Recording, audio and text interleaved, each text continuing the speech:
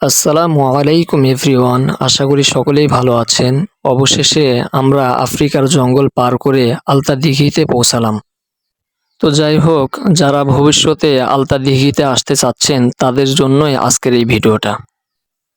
আলতা দিঘিতে আসার পরে আমরা কিছুটা হতাশ হয়েছি, কারণ এর আগে যারা আসছিল তাদের মুখে যেভাবে আমরা শুনছি, এখানে আসার পরে দেখতে পেলাম যে তাদের কথার সাথে একটু মিল নাই। তবে এখানকার স্থানীয় কিছু মানুষদের সাথে কথা বলে আমরা জানতে পারি যে এর আগে ওই যে আপনারা দেখতেই পাচ্ছেন এখানে ছোট ছোট গাছ, এই জায়গাগুলোতে বড় বড় গাছ ছিল এবং বসার মতো জায়গাও ছিল।